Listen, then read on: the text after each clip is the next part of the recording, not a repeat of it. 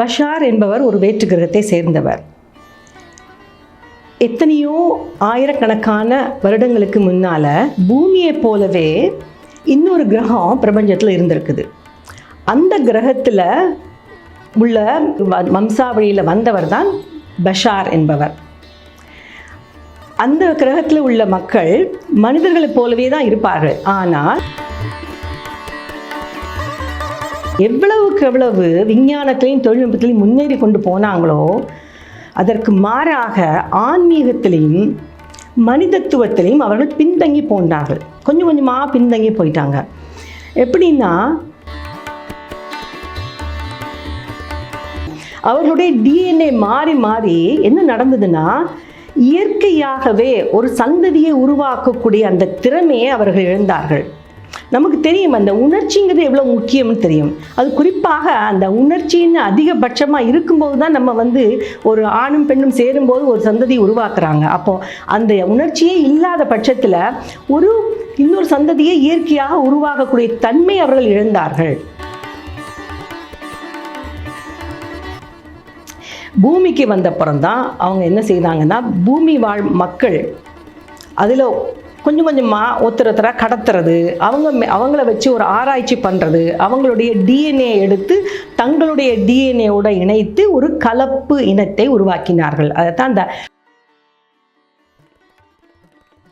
Bashar ஏன் நேரடியாக நம்மோடு தொடர்பு கொள்ளவில்லை, இல்லாட்டி ஏன் ஒரு எழுத்துகள் மூலமாக நம்மளோட தொடர்பு கொள்ளவில்லை அப்படின்னு கேட்குறப்போ பஷார் என்ன சொல்கிறாருன்னா,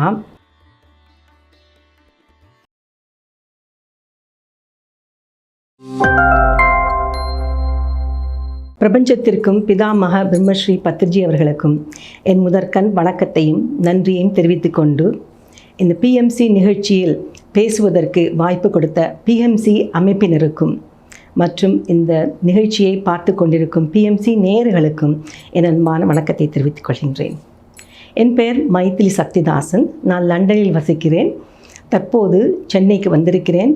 இந்த பிஎம்சி நிகழ்ச்சியில் உங்களை சந்திப்பதில் மிக்க மகிழ்ச்சி. இன்று நாம் பார்க்க போவது என்னவென்றால், பஷார் என்ற ஒரு வேற்று கிரகவாசி சொன்ன செய்திகள் என்பது பற்றி எனக்கு தெரிந்த சில விஷயங்களை நான் உங்களோடு பகிர்ந்து கொள்ள விரும்புகின்றேன். இந்த விஷயங்கள் சில பேருக்கு ஏற்கனவே தெரிந்திருக்கலாம், சிலருக்கு இதை பற்றி கேள்விப்படாமல் இருக்கலாம். அதனால் அதை ஏற்றுக்கொள்ளக்கூடிய மனப்பான்மை இல்லாமல் இருக்கலாம். ஆனால் நான் உங்கள் எல்லோரையும் வேண்டிக் கொள்வது என்னவென்றால், ஏற்றுக்கொள்ளக்கூட முடியாத விஷயமாக இருந்தால் கூட அதை உடனே நிராகரித்து விடாதீர்கள். அதை ஒரு கேள்விக்குறி போட்டு ஒரு பக்கத்தில் வைத்து கொள்ளுங்கள். சந்தர்ப்பம் வரும்போது, அது சம்பந்தமான விஷயங்கள் நமக்கு வரும்போது இது பயனுள்ளதாக இருக்கும் என்பதுதான் என்னுடைய வேண்டுகோள். பஷார் என்ற ஒரு வேற்று கிரகவாசி டாரல் அங்கா என்பவர் மூலமாக, சேனலிங் மூலமாக நிறைய செய்திகளை பூமி வாழ் மக்களாகிய நமக்கு கொடுத்திருக்கின்றார்.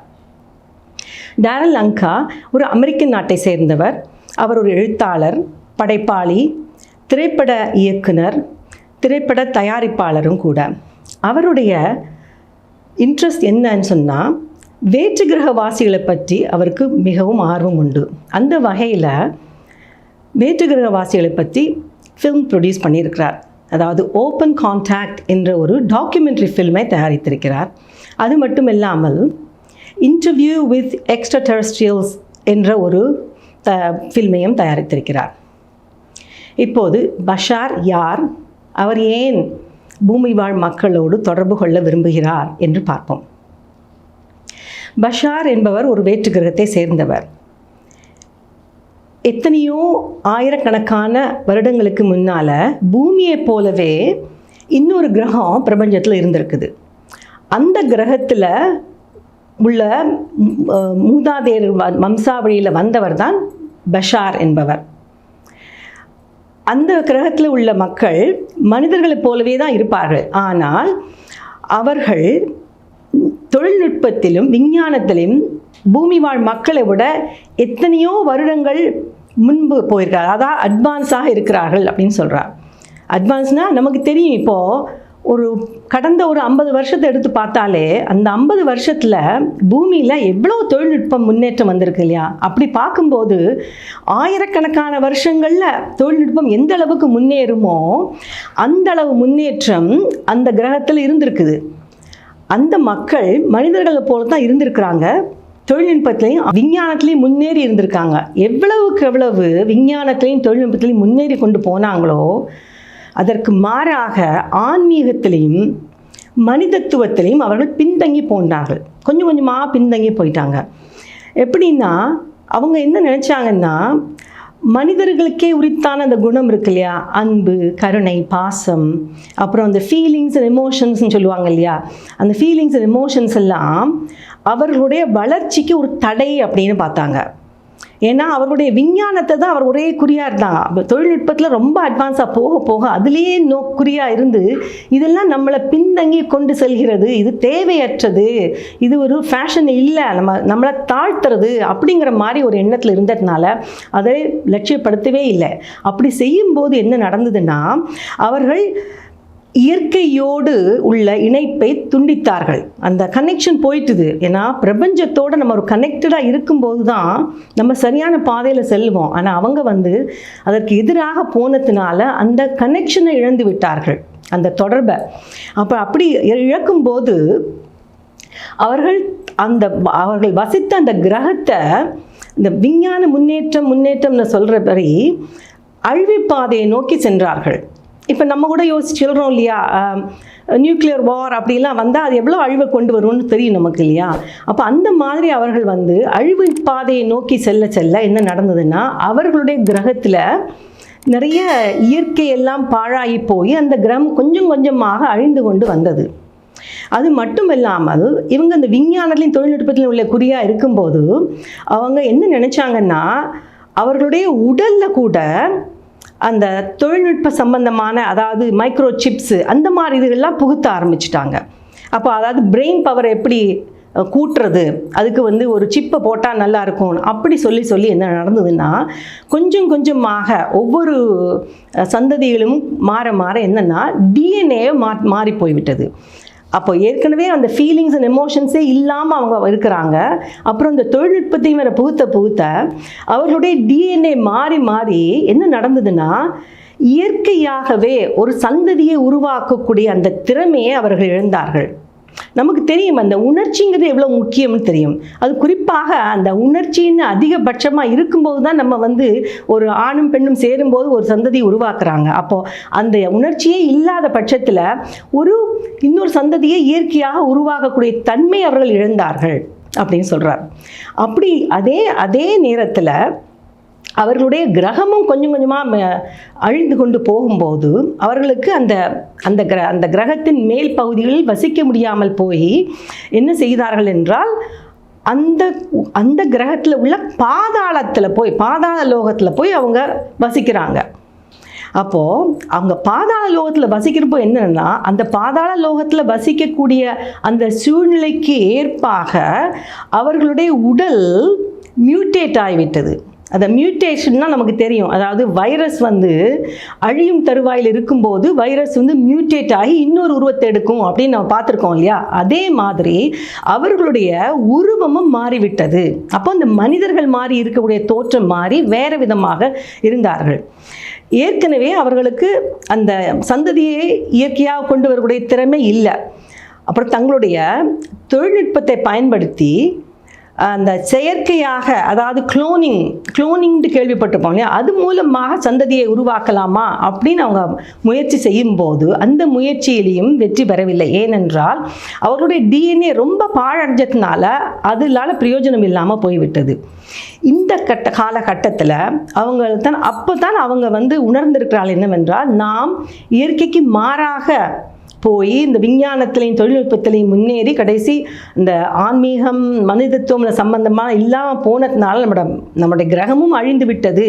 இனிமேல் வேற ஒரு உகந்த இடத்தை பார்த்து நம்ம குடியேற வேணுங்கிறது மாதிரி அவங்க தங்களுடைய விண்கலங்களில் போய் பிரயாணம் செய்து பிரபஞ்சத்தில் முழுக்க தேட ஆரம்பித்தார்கள். வேறு ஏதாவது கிரகம் இருக்கிறதா, அது மட்டும் இல்லாமல் இந்த பிரபஞ்சத்தில் வேறு ஏதாவது கிரகத்தில் மனிதர்களை போல நம்மை போல மனிதர்கள் மாதிரி யாராவது இருந்தாங்கன்னா அவர்களுடைய டிஎன்ஏவை நம்மளோட சேர்த்து ஒரு இனத்தை உருவாக்கலாம் அப்படிங்கிற அளவுக்கு அவங்களுக்கு டெக்னாலஜிக்கலி அவங்க அட்வான்ஸ் இல்லையா, அப்படி செய்யலாம் அப்படிங்கிறதுனால அவங்க விண்கலத்தில் ட்ராவல் பண்ணி போனாங்க. போய் பார்க்குறப்ப தான் பூமிக்கு வந்தாங்க. பூமிக்கு வந்தப்புறம்தான் அவங்க என்ன செய்தாங்கன்னா, பூமி வாழ் மக்கள் அதில் கொஞ்சம் கொஞ்சமாக ஒருத்தராக கடத்துறது, அவங்கள வச்சு ஒரு ஆராய்ச்சி பண்ணுறது, அவங்களுடைய டிஎன்ஏ எடுத்து தங்களுடைய டிஎன்ஏவோட இணைத்து ஒரு கலப்பு இனத்தை உருவாக்கினார்கள். அதை தான் இந்த ஹைப்ரிட்ஸ் அப்படின்னு சொல்கிறாங்க. அப்போது இவர்கள் இப்படிலாம் செய்யும்போது நம்ம மக்களுக்கு, அதாவது பூமி வாழ் மக்களுக்கு நம்ம துன்பம் இழைக்கிறோமேங்கிற அந்த உணர்வு கூட அவங்களுக்கு இல்லை. ஏன்னா அவர்களுக்கு மனித அந்த உணர்வுகளே கிடையாது, அந்த அன்பு கருணை அதெல்லாம் ஒன்றுமே கிடையாதுங்கிறதுனால இப்படி மக்களை நம்ம கொடுமைப்படுத்துகிறோமே, அவங்கள வச்சு ஆராய்ச்சி பண்ணுறோமே, அவங்கள கடத்துகிறோமே, அவங்க எவ்வளோ கஷ்டப்படுவாங்க, எவ்வளோ மனக்கவலைப்படுவாங்க அப்படிங்கிற எண்ணமே இல்லாத மாதிரி தான் அவங்க இருந்தாங்க. அதுக்கப்புறம் இந்த கலப்பு இனம் உருவாகிவிட்டது. அந்த கலப்பு இனத்திலேருந்து வந்தவர் தான் பஷார் அப்படின்னு சொல்கிறார். அப்புறம் அதுக்கு பிறகு அவர்கள் இன்னொரு கிரகத்துக்கு போய் அந்த கிரகத்தில் போய் குடியேறினார்கள். அதாவது பூமி மாதிரியே ஒரு கிரகத்தில் போய் குடியேறினார்கள். அந்த கிரகம் வந்து எஸ்எஸ்ஆனி என்ற ஒரு சூரிய குடும்பத்தை சேர்ந்தது அப்படின்னு சொல்கிறார் பஷார். அடுத்தது பஷார் ஏன் பூமி வாழ் மக்களை தொடர்பு கொள்ள வேண்டும், என்னத்துக்காக அவர் தொடர்பு கொள்ள முயற்சிக்கிறார் அப்படின்னு பார்ப்போம். நம்ம ஏற்கனவே பார்த்தோம், பூமி வாழ் மக்களுடைய டிஎன்ஏ வச்சு தான் அவங்க வந்து இன்னொரு இனத்தை உருவாக்கியிருக்காங்க.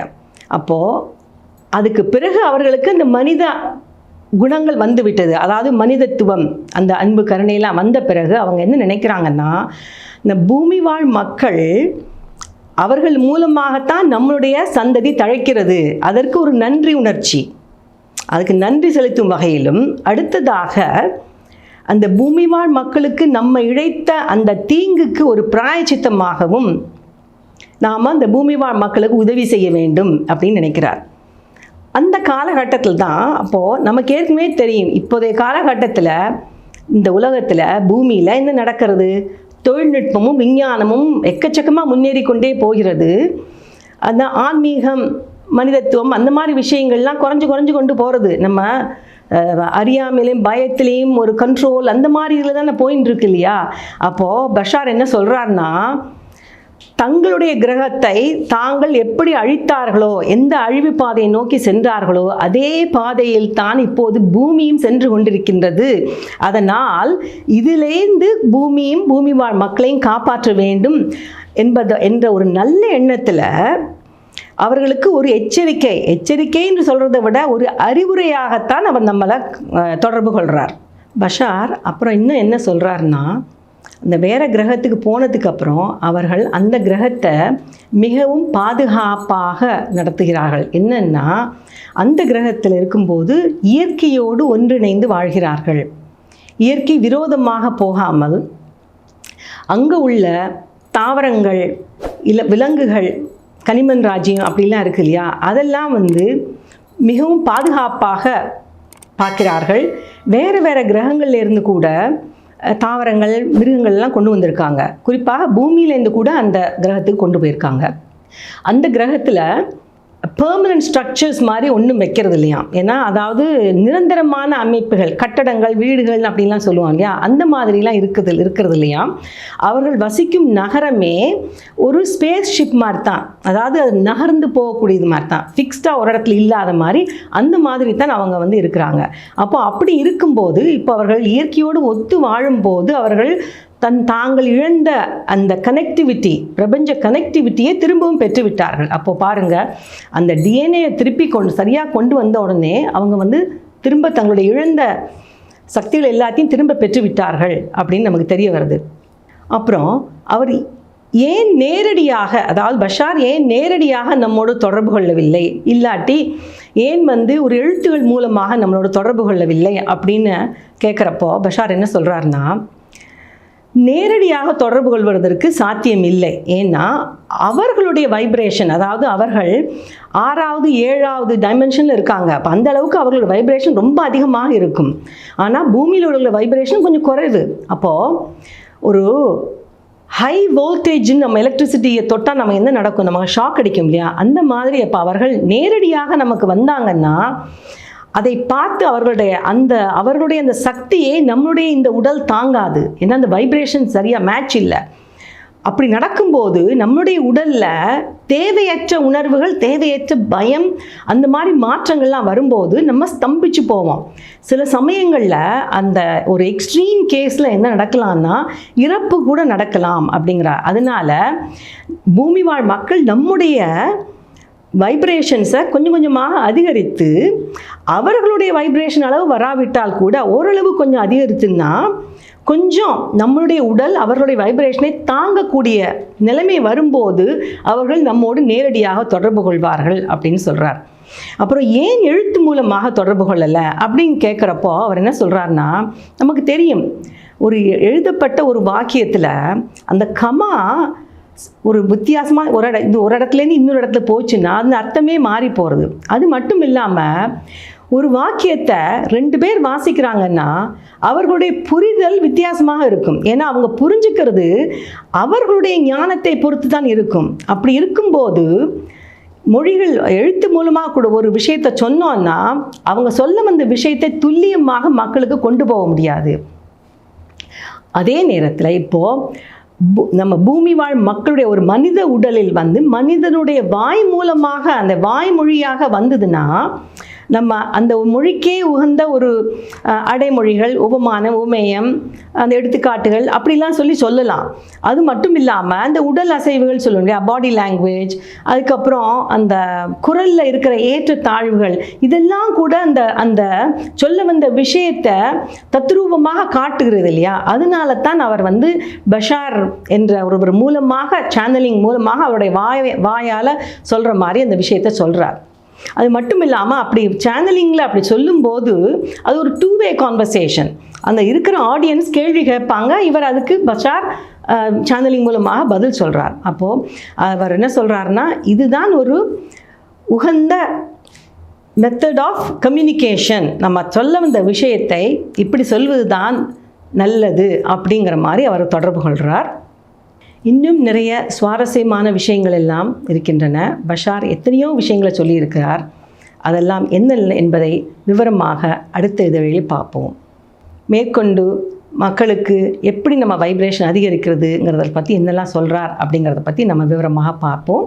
இப்போது இந்த நிகழ்ச்சியை பார்த்து கொண்டிருந்த பிஎம்சி நேயர்கள் அனைவருக்கும் என் நன்றியை தெரிவித்துக்கொண்டு, மறுபடியும் பிதாமக பிரம்மஸ்ரீ பத்ரிஜி அவர்களுக்கும் நன்றியை தெரிவித்துக்கொண்டு, பிஎம்சி அமைப்பினருக்கும் நன்றி தெரிவித்துக்கொண்டு உங்களிடமிருந்து விடைபெறுகின்றேன். நன்றி, வணக்கம்.